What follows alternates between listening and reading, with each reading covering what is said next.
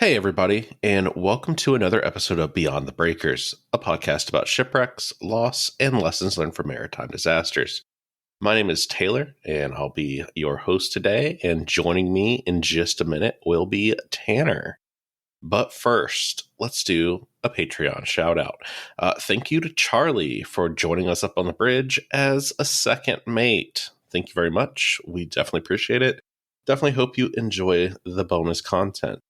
That out of the way, let's go ahead and bring in Tanner. Tanner, how you doing? Hey, doing pretty well. I do want to add in regarding bonus content. We did just release our bonus episode on In the Heart of the Sea, the movie. Yes. And then we actually will have another bit of bonus material coming out just in the next day or so. By the time you're listening to this, it'll be released. But we managed to dig up another Dead Reckoning episode. It was already recorded a while ago, and it just needed that something extra special. So we have some extra special musical support for that episode that we hope you enjoy. So check that out after you listen to this episode. Yeah, that's a really cool episode of Dead Reckoning. That was really fun to see that come together. And I think that's all I had about that.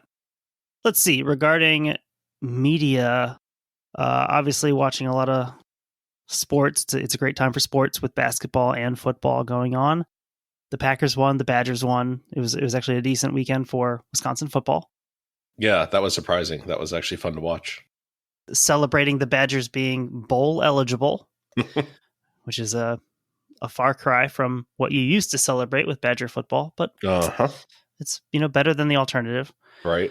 Aside from that, I did get a lot of reading done this past week, and then starting into this week. This is my students' break week, so some things kind of wrapping up here a little bit. So in that time, I managed to finish Pity the Nation by Robert Fisk that I was reading about Lebanon. And if you're following me on Instagram or on Twitter, you probably saw a lot of my posts about it. I was essentially live tweeting it as I was reading it. But yeah, it's one of the most engaging and in a way jarring, but really just like memorable works of nonfiction that I've ever read. Interesting. Really dense, but definitely worth it. I mean, it's a pretty lengthy, pretty heavy book, but for the most part, it really only covers about a little over a decade of time. Until the final chapters.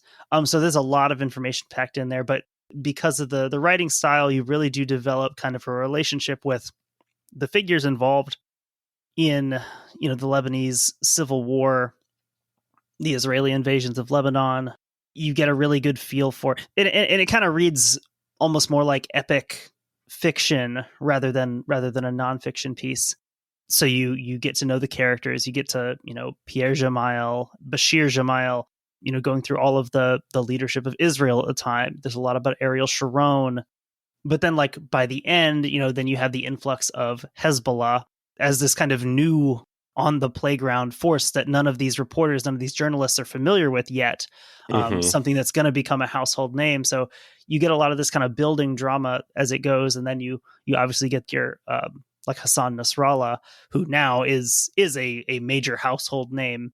It's a really great read. Like I think that anyone, if you've got the time to devote to it, it's definitely worth it just as a piece of nonfiction and as a way to sort of frame and understand some of the things that are going on in the region today. Because there's a lot of times throughout the book where it's just frustrating almost because it seems like he's writing about yesterday when he's writing about something that happened 40 years ago. Really a very powerful book. I ordered another one of his that is just as dense, if not denser. So looking forward to that, but I'm definitely going to be taking a break for a bit. Then I did also get a bit of reading in for A High Wind in Jamaica. Much smaller, much lighter overall. But that is our current book club selection for our Beyond the Breakers book club. So again, if you want to access those episodes as those come out, those are going to be at the $5, the second mate tier. Obviously, if you want to read the book along with us, there's literally nothing we can do to stop you from doing that, whether you're a patron or not. So we encourage you to check it out and have some fun reading with us. What have you been up to, except for your new dog? Yeah, the dog keeps us busy. Let's see, podcast wise, I've really been enjoying a podcast called Big Feats. I don't know if I've mentioned it on here before. It's Robert Brockway, Sean Baby, and Jason Pargin. And they're all guys from crack.com back in the day. Sort of the same circle as like Robert Evans and those kind of people. Mm-hmm. So the premise of the pod is that they're watching through a show called Mountain Monsters. And they just kind of watch the episode and comment, kind of like we do in our movie episodes. Mm-hmm. And there's like 8 seasons of this show, and this podcast like just started, so it's kind of fun to Is Mountain Monsters, is it like a History or Travel Channel thing? I think it's like one of those, and like it might have even been like Travel Channel Plus or something like that. Like I think it's moved around networks, but it's kind of it's just these rednecks that walk around in like the woods of Kentucky and West Virginia and claim to see monsters and get scared of each other. But they're really funny. Like the 3 of them are pretty good together. So I've been listening to that quite a bit. And then college basketball's back in full swing, which is like the perfect sport to be a casual fan of for me, because I don't really have a favorite college basketball team. Like I like North Carolina, but like don't live and die by it. Like Wisconsin, same thing. It's just I can watch anybody play. Like it's a very fun sport, and it's fun that everyone truly has a shot to win a title. Like that is pretty fun to see. I do like in college basketball, because I enjoy watching basketball, but I've never managed to understand a lot about basketball strategy or tactics or whatever. But at least for me, I do appreciate different styles of play in college much better than I can in the professional game. But yeah, I definitely enjoy. I actually just watched the Badgers in some of their game against Virginia that they won just now. Yeah, that was a good game. I watched that too right before we recorded. My problem with watching, I feel like it's mainly an issue with basketball, is that like they all look so young. Yeah. I think, as Matthew McConaughey said, I keep getting older. They stay the same age. It's like the only unproblematic way to say that phrase. So that's kind of what we've been up to. Let's talk about a shipwreck or 2. One that I think we've had some requests for, and one that we've definitely talked about before, I've been aware of before, but just kind of hadn't taken the time to really do it. So I figured that we would. We are going to talk about the missing French minesweepers from World War I. Missing French minesweepers. And I guess just missing minesweepers on their own wouldn't be that interesting, but it's more the fact that they're missing on the Great Lakes. Yeah, that's not where they're supposed to go missing. Yeah, they don't belong there, and especially not on Lake Superior. So today we are going to talk about the Inkerman and the Cerisoles. They were built by the Canadian Car and Foundry Company in Fort William, Ontario, not Port William. For those of you who are listening to this episode in the modern day and not in the past, Fort William is now just part of Thunder Bay. So they would be christened on November 11th, 1918. That's an important day in World War I history, huh? And they would have their maiden voyage on November 23rd, 1918. Note, this is in fact after November 11th, which was what? I believe that was Armistice Day. That was. Or, depending on who you ask, the day that the German army was stabbed in the back. One of those things happened, right? Can you tell us a little bit more about these names? I know you know a little bit more about this section of history. Well, I can certainly say more about the Inkerman, because they're both named after battles. Yes, that the French took part in. Victories. I guess you wouldn't name a French ship after like Waterloo or Leipzig or something. But Inkerman is from the Crimean War. Inkerman is interesting because it's kind of the last pitched battle out on the field in the Crimean War. Because like Crimea is an interesting war because it it's basically just a siege of Sebastopol that gets closer and closer in, with the Russians just fighting to delay it as long as possible. And then Inkerman is kind of the last time that they do that they challenge the British and the French and the Ottomans. But Crimea is a weird, quirky little war. That is a weird war. Inkerman's actually. Do you know the song? Do you know the song "The Kerry Recruit"? I don't think Irish so. Song. You probably do. The Dubliners have a version of it. I think Ronnie Drew has a version of it, like on his own. It's just one of those like Irish songs that gets covered by everyone. It's mentioned there because that in that song, the recruit is getting shipped off to Crimea, and in that song, he there's the line. I think he goes, "We fought at the Alma," which is like kind of the first battle of the Crimean War. He says, "We fought at the Alma, likewise Inkerman, but the Russians, they smashed us along the Redan," which is just a reference to a part of the siege of Sebastopol where the British unsuccessfully stormed one of the big bastions at Sebastopol. Crimea, kind of just one of those wars that is much more famous for its blunders and its mistakes than it is its execution. I mean, that's where we get the charge of the Light Brigade from. Which I think is really why most people probably even know of the Crimean War. That's why I know about it. Yeah, I mean that's mostly what it's famous for. And then Cerisoles, the Italian wars I can never keep straight. Like I love that period of history, that early modern period, the 1600s. But the Italian wars are there's just too much. I feel like you'd have to study just the Italian wars to understand them in any depth. Because there's like 3 or 4 different ones, and you've got like the rest of Europe just kind of like moving into Italy to fight each other. Yeah, that is a weird time. It's just like everything's the Holy Roman Empire.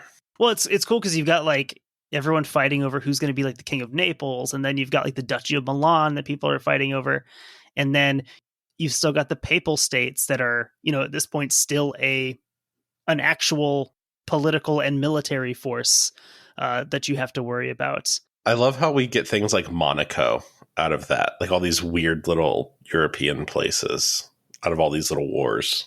Any of those little Italian, like whatever they are, places like that, like I just assume it's because of some stupid little war that I don't know about. So back to the ships. They were part of the Navarin-class of minesweepers, and they were operating for the French Navy. In total, there were 12 of these ships, and their primary objective is to clear naval mines from the English Channel. So, they're not really meant for like open ocean. Like they can transit the ocean, but that's not where they're meant to operate. They're not really meant to fight the enemy. Like you're literally looking for mines and trying to disarm them. In a somewhat forward-thinking move, though, and hang on to this fact, it'll be important later, the vessels were designed to be converted into fishing trawlers after the end of World War I. So obviously, it at a certain point, it becomes obvious that like you're going to win. It's just a matter of time, and you still have to keep making material. So, they kind of did this with the idea that, okay, well, we'll sell these off as fishing trawlers later on. The French get done with the Battle of Verdun, and they're like, you know what? We feel pretty good about where this thing is going. The Canadian Car and Foundry would sign a contract worth $2.5 million to construct these 12 vessels. Dimensions, they're 135 feet long, 23-foot beam, so really not that big in the grand scheme of things. Armament-wise, they had 2 4-inch mounted guns, one fore and one aft. So, pretty lightly armored, just enough to deter an attack or fire a shot and get away. They're not looking to fight a pitched battle. That's like slightly better armed than the Coast Guard cutters we were talking about last week. Yeah, very, very comparable to that. Also, foundry, I will say, that's a word that has a very strong association in my head. When I hear that, I think about the first level in Tony Hawk Pro Skater 3, I think it was. I forget which one. 2 or 3. Yeah, I forget which one. But anyway, that word always has that connection for me.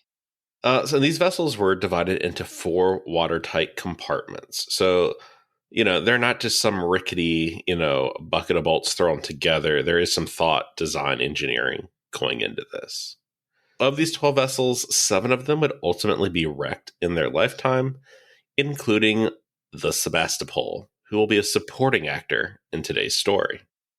Are there more of these that are named after Crimean War places? I think so. Is there like a Taganrog Chornea? Let's see. Is there a Balaclava? Sending you the link. Oh, there are some more interesting ones. There's one called the Malakoff, which is another Crimean War. I mentioned the Redan with the British, the storming of the Great Redan. That was a British defeat. That was actually basically not even necessary because the French had already stormed the Malakoff fortress. Yeah, it's interesting which ones they picked. Not ones that you would I think immediately recognize. I mean, there's some of these I'm not familiar with. I mean, I guess it's because they're going on minesweepers. They're like, we're going to save the good ones for like dreadnoughts and things like that. There's one named after the Battle of Lutzen, but not that Battle of Lutzen. Not the famous one from the 30 Years' War. They put that in brackets on the name of the ship, not the famous one. I mean, maybe in France, the Napoleonic Battle of Lutzen is the famous Lutzen, but I don't know. That's where Gustavus Adolphus died. Interesting. Upon completion, these vessels were planned to traverse the Great Lakes, transit the St. Lawrence Seaway, and then cross the Atlantic. It sounds like a pretty simple task overall, right? So you may be asking, why were these vessels built in Canada in the first place? And simple answer is there's just not enough capacity in European shipyards. They're still building submarines, destroyers, dreadnoughts, things like that. Again, we know the war's going to end, but what if we need another battleship? So you have to continue to build those things. The French initially contacted Manitowoc Shipbuilding in Manitowoc, Wisconsin. However, the company was pretty quick to point out they were also already over capacity and they declined the contract. Not being deterred, like any good Frenchman, they kept going, and they were able to reach an agreement with Manitowoc Shipbuilding that would supervise the construction of them while they were being built by Cancar, Canadian Car and Foundry. It's interesting to note that Cancar did not even have a shipbuilding facility when this arrangement was worked out. It merely sat about 500 yards from the waters of the Kaministiquia River. So, in order to remedy this problem, a railway is built from the production facility to the waterfront. One important thing to remember here, Cancar's a legitimate company with a pretty solid reputation for rail cars, both passenger and freight. They're kind of forced into this, to assist in the war effort. So, just something to remember. They are a very reputable company.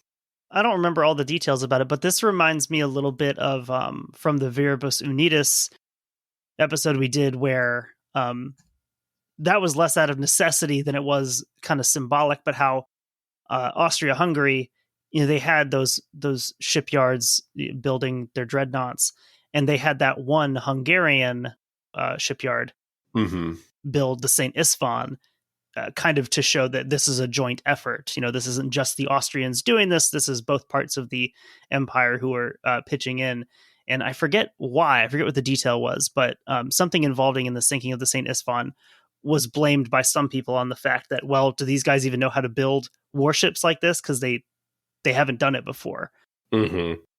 Yeah, and I think it's important to remember that this was probably happening in all sorts of industries. If you work in something adjacent to something else or have the skills and the equipment to do something, there's a good chance that you're going to be asked to do it in a war effort situation.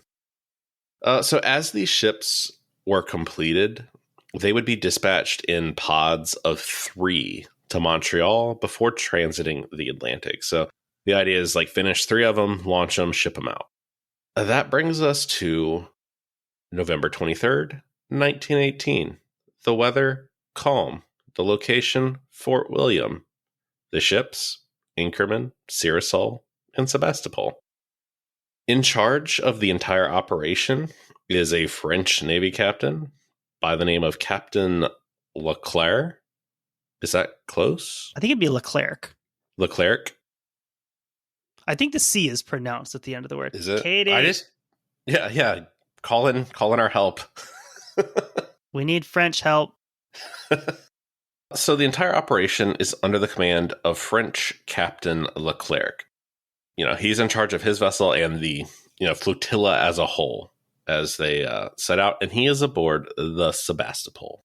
In total, between the Inkerman and Cerisoles, there are 76 French sailors on board. So not a huge ship, but like 76 sailors is, that's a lot to manage and keep under control. Joining these sailors would actually be experienced Canadian Great Lakes captains. Also, just to clarify, this is 76 in total between the two ships? Together. Okay. So, like I said, they were joined by Canadian captains who had experience on the Great Lakes. And this is kind of where the first bit of tension comes in here. The Canadian pilots want to take a more traditional northerly route. Like, as we all know, November is not necessarily a great time to be on the lakes. However, Leclerc overruled them, calling them a timid lot in a later French naval investigation. I know we've talked about this before. I think we talked about it with the Fitzgerald.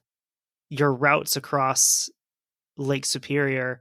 Mm-hmm. If you take that southern route, which, on a map may look more direct and easier, you're getting the worst of the weather and the waves on the southern end, because they come down and they build the whole way across the lake, and then you basically just get smashed against the southern shore. Whereas if you take the northerly route, it's a little bit more lengthy, but the reason that it is that traditional route is because you don't get those same swells. You don't get the same waves that you get at the southern end. So yeah, it's interesting to see that same situation here, where you have the ones who've done this before saying, I really think we should take the northern route, and someone overruling them who doesn't have the experience on the lake. You have to wonder about that dynamic because, he's like a naval officer, so he's going to not listen to the civilians. He's, been on the ocean. In theory, he's, seen combat. Like, I can already see like him just writing that off as like, this is just a lake. I know what I'm doing. Leave me alone. That's a sentiment that manifests in other ways, but there is a widespread feeling that, they're just lakes. And I think people feel that way until they see them in person. And you realize that there's more to it than the lakes that you're thinking of. Yeah. It's not the same. So around 7 p.m. on November 23rd, the vessels main hatchway caved in. Kind of in the same area, though, right? The vessels were between Isle Royale and Keweenaw Peninsula. It's noted that a southwest wind began to blow, and the seas began to rise. Soon that wind would develop into a strong gale. The vessels noted that they began to take water over the railings. The captain ordered the vessels to take a southerly course and to make towards Copper Harbor on the south shore of the lake. The group would reach the point off of Copper Harbor around 11 p.m., and it was at this point that the helmsman of the Sebastopol lost control of the ship. The ship was plunged through the trough of a wave and took a large amount of water. Leclerc testified that it was at this point he personally took the wheel and got the vessel under control with great difficulty. He stated that the waves were consistently around 15 feet at the time. Undoubtedly this scene probably is playing out on the other two boats too. I'm sure the experience is very similar. Mm-hmm. But I just can't help but notice that Mr. Leclerc displaces himself like squarely in the hero's seat here. Like almost too perfect. At 1 a.m., Leclerc stated that the lights of the vessels could no longer be seen. He assumed that they were merely obscured by weather. His attention was immediately brought back to his own situation as the helm was lost twice more as they rounded the point. So, he's going to get some flack for like not wondering where these vessels were, but he's still pretty busy himself, like trying to make sure his vessel isn't lost. So I can see in that kind of fog of war, like losing track of them and not necessarily making that your number one concern immediately. So once they're able to get the Sebastopol under control, they proceed. Oh my, it's more French. Bet grise? Maybe. Gray. I think bet means beast. I have to look it up real quick. Gray beast. Oh yeah, there we go. Yeah, that's actually like really metal. I'm gonna start calling Sven that. So bet grease. is the proper pronunciation. Yeah, there's an E on the end of Grease, right? Yeah. Yes. Okay, because I see two different spellings here. Yeah, there is an E. So once he's able to get the Sebastopol situated, he proceeds to bet Greece and is surprised to find that the little bay is empty. He had been expecting to see his companions safely anchored there. After a search of the area, the Great Lakes pilot on board said, "They're gone." Leclerc didn't believe this, and he held on to the belief that they had merely proceeded to Sault Ste. Marie without them. So it's, I don't know, he, for some reason, gets it in his head that, oh, well, they've just gone past us. We lost them in the storm, and they're ahead of us, and it's, we'll catch up to them. Mm-hmm. They would attempt to raise both vessels on the radio, but would only be greeted with static. The captain set about repairing the vessel, and he allowed the crews to rest and eat before proceeding on to Sault Ste. Marie. Upon arrival there the next day, the captain is shocked to learn that there's been no sighting of the other minesweepers. So, I think he had just talked himself into this, like, oh, there's no problems, we're all good, and he finally had to face that was not the case here. But he still continues on. He decides to proceed on, and he asks the lockmaster at the Welland Canal to wire him when the other vessels reach the canal. Like, I feel like he's just digging in at this point. Like, he's confronted with the reality, but doesn't quite want to believe it. Very much like the captain from the Rusalka episode, the captain of the other vessel that was traveling with them, that was supposed to stay with them. Yeah. And just kind of shows up and Rusalka never arrives, and he just kind of like continues on with his business. It's very similar to that. Leclerc made it all the way to Kingston, Ontario, on the eastern end of Lake Ontario, before receiving news that the vessels had still not been sighted. He made it a long ways. Yeah. He immediately ordered the ship back to Sault Ste. Marie in order to lead a search. A newspaper clipping from the December 3rd edition of the Saskatchewan Daily Star captures the mood. Anxiety is felt here for the safety of the steam trawlers Inkerman and Cerisoles, en route to Montreal from Fort William, now nearly 2 weeks overdue, having left the head of the lakes on November 23rd. Although both steamers are fully equipped with wireless, no word has been received from them. Stations on the Great Lakes are sending out wireless messages in an effort to trace the missing vessels. Another article appearing on the same page attempts to provide a little hope. There is a possibility that the boats may be lying in shelter because of the storms during the past week, but lack of news from either of them causes concern. So vessels from all over the lakes end up assisting in the search, from places off of Isles Royale and along the north and south shores of the lake.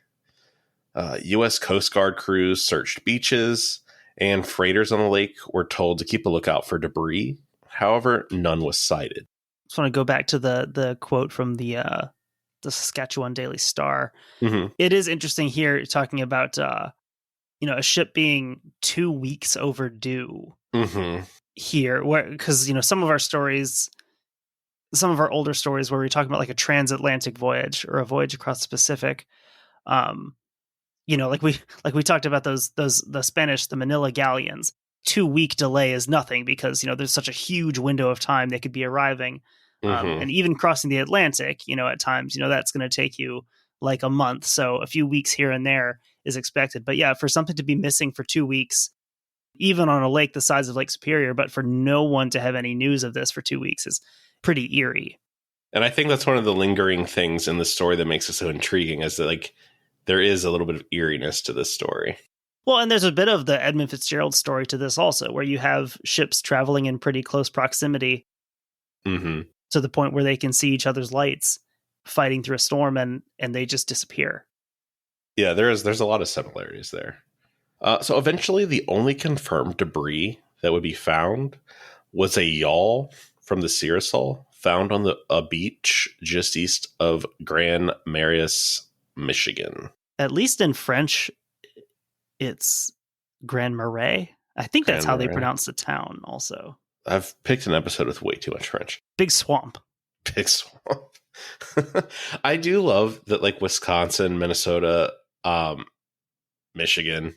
It's just the most random mix of Native American words and French words mashed together in some cases. Mm-hmm. And it just gives you just such a great name for like so many places. Etymology corner here. Like the English word morass. Mm-hmm. That's where it's from. It's the French word marais.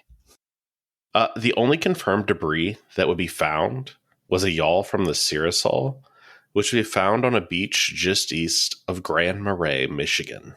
Summing up his experiences that night, one French sailor on board the Sebastopol said, "We had to get out the lifeboats and put on life belts. The boat almost sank, and it was nearly goodbye to anyone hearing from us again. You can believe me, I'll always remember that day. I can tell you that I'd already given myself up to God." You know, pretty common from what we hear from like survivors of shipwrecks in general, but the Great Lakes specifically in this case, that like it's brutal. it's you know, some of the most terrifying experiences you'll ever have. Yeah, you hear that about, here. And then I seem to remember also a survivor testimony from, I think it was the Doña Paz, of that idea of having to just kind of accept that it's over to get through the more harrowing parts of the of the sinking. I think also on the Estonia, like there's people talking about that some people just stopped. Yeah. Like they just stopped walking and just gave up. And yeah, it is interesting hearing that, one of the ways that a lot of survivors get through this is by kind of giving, like, not giving up, but just saying like, I'm already dead. Let's see what happens. I've done all that I could conceivably do here.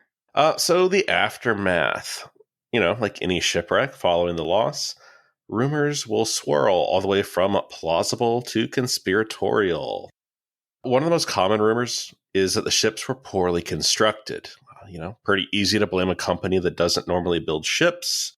However, there's no real proof of that. And with Manitowoc Shipbuilding supervising this, there was someone around who did know how to build ships. Mm-hmm. And Canadian Car and Foundry, again, had a really excellent reputation for building railway equipment. So, I don't know, just no proof, I guess, that they were poorly constructed necessarily. This isn't some guys like building these in their garage. Mm-hmm. Like this is a company that people know, and a company that will go on to build, like, don't they build a lot of airplanes? I think in the Second World War. Do a variety of things, yeah. Other people would blame a poorly trained crew. So I guess it would be true that the crew did not have Great Lakes experience. However, they did have Great Lakes pilots on board. Mm-hmm. However, maybe, like a lot of good, conspiracies or rumors or whatever you want to say, maybe there's a little bit of kernel of truth here. It doesn't seem like Captain Leclerc really let them do their job. So kind of true. Another theory is that the ships would have capsized off of Keweenaw Point. This is the last place that Leclerc stated that he saw their lights. However, this is unlikely, as there's a group of U.S. Coast Guardsmen that stated they later saw the ships off of Grand Marais, Michigan, eastbound and near the coast. So really, it's one of those things where like she can't be in both. Like they can't be in both places and have sank. And of course, it wouldn't be fun without a little conspiracy theory. Sorry, NATO submarine, not you.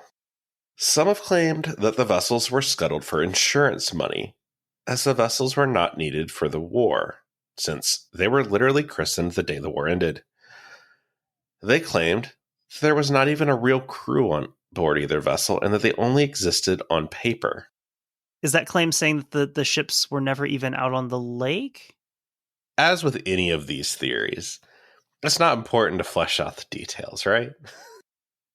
Or like there was a crew on them and they all jumped over to the Sebastopol. Yeah, I think that's sort of what's implied. But, it's like when you start hearing about the crazy like 9/11 conspiracy theories about how, none of those planes had people on them. And it's like, that's not how these things work. Yeah. Another reason that I feel like I can easily disprove this, they had already future-proofed these vessels. Remember that they were made to convert into fishing trawlers. So, like, there is a use for these after the war.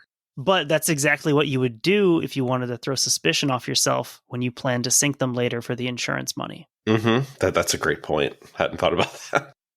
One final theory is that one of the vessels was in trouble when the other attempted to assist it. However, in doing this, they both ended up sinking. And honestly, this is as good of a theory as any. It could explain why the yawl was found. Mm-hmm. But as we also know, that thing had just been ripped off of its, mounting, when the vessel went under. In, higher seas like this, a lot of times we talk about just all the effort that goes into just keeping the nose of the vessel into the waves to ride them out. And if one of them is trying to basically change course and help one of the other vessels, then it makes sense. You could get caught the wrong way, in the trough, and, capsize or something, or just take a nosedive. Yeah. Like I said, I don't know. It's as good a theory as any that you can really put forward with no physical proof of anything. As for modern day searches, there's been a few for the minesweepers. The Great Lakes Shipwreck Museum spent nearly a month searching the Keweenaw Peninsula, but was unable to find anything. And remember, the Great Lakes Shipwreck Museum, your leader for ethically sourced Great Lakes shipwreck artifacts. We haven't been raided by the, what was it, FBI or Michigan? It was special. It was a weird police unit. Was it, I don't know, the MBI or whatever, like how the states have their own version? Yeah. Great Lakes Shipwreck Museum. Was it like the National Park Service or something? It was one of those weird police agencies. So yeah, they were looking for some stuff. And then there is the Discovery Channel show Expedition Unknown, which I would have loved in 2006 probably. Nowadays doesn't really do a ton for me, but they did do a search for these vessels. They were unable to find anything. It is interesting that they did discover the wreck of the tug Satellite, which sank in 1879. So that's kind of cool, at least. It's something. To date, there have been no signs of the missing French minesweepers. Yeah, it's one of those stories that you encounter quite a bit in Mysteries of the Great Lakes and that kind of stuff. Yeah, definitely one that I'd heard referred to, and I thought they'd be in one of the books I have, but I don't think they are. Yeah, this is an interesting one because it's one of those stories I'd heard referred to, and I had never looked into it. I never knew why. Why are there French minesweepers on the Great Lakes? Yeah. So again, our campaign against the French has continued. We'll find another one. Another vendetta? Yeah, we can switch it up. We'll find somebody new. Well, next week it's the state of Israel. Oh no. With that, I think that'll do us for the week. And hope you guys enjoy this one. And we will be back next week with another interesting shipwreck or maritime disaster to talk about. Thanks for listening. We'll talk to you soon.